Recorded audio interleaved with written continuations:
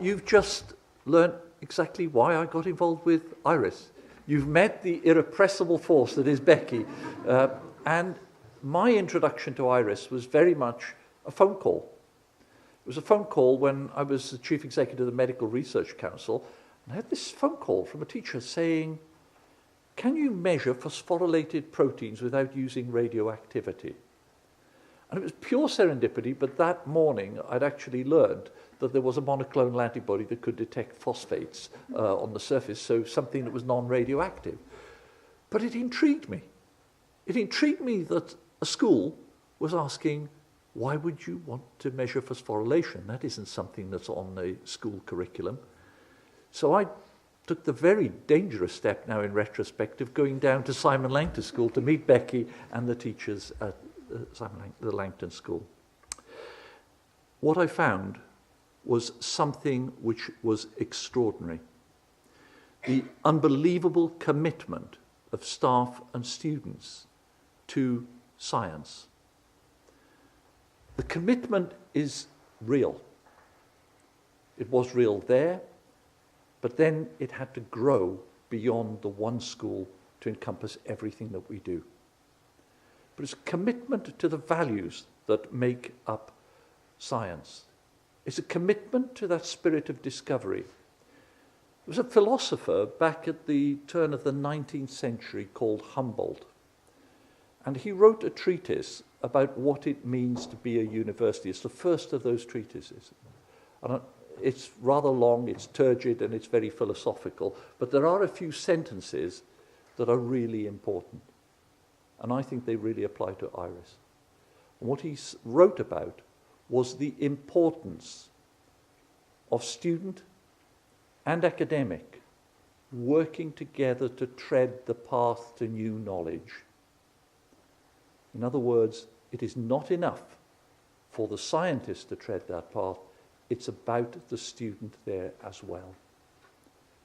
And the truth of what IRIS and what inspired me to get involved with IRIS, what I saw then at the Langton School and have seen in so many other schools since then, is it is never too early to start.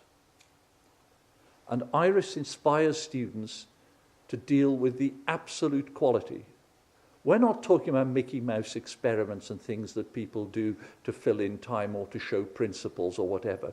We're talking about the cutting edge of new knowledge, that students get the opportunity to participate with that amazing excitement that you get where you know you're touching the boundary of the known world. And now we're inviting students to take that step beyond, to find something new and something different. And that isn't possible without inspirational teachers. People think teachers just literally forget everything and forget their own excitement. And what IRIS has been able to do is to ensure that teachers who really wish to engage in this, who give of their time and their commitment to make sure they can work together with students, and all the university staff, as Becky has said, who support some of this activity, make sure that the totality is greater than the sum of the parts. So each and every one of you today has been involved in that journey, a journey which I've travelled over 40 years, a lot longer than I care to remember, but it's a journey I hope will also sustain you over that period of time, because that first excitement of knowing you've taken that step beyond what is the known world into the unknown is actually something that will remain with you at all times through your professional lives. And that is what IRIS does. It brings that opportunity.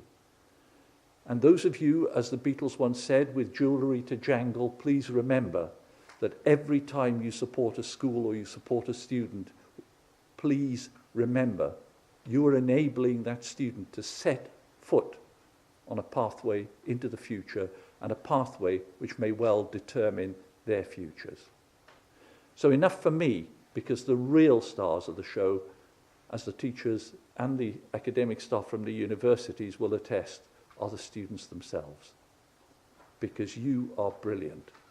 And the work that I've seen that's come forward through IRIS, through the commitment of schools, through the commitment of universities, is little short of exceptional.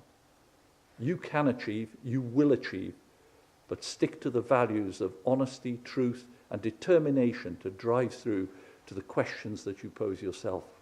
And boy, you might not be a billionaire, but you will have a lifetime of discovery that will sustain you even over 40 years. So, Becky, thank you for that first introduction.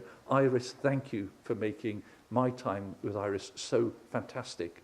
And students, thank you so much for being you and for opening up completely new boundaries and new opportunities for yourselves, but also making somebody who's a little bit older feel very happy that you are on that journey, as well as those of us who are coming to the end of that journey. So thank you all very much indeed.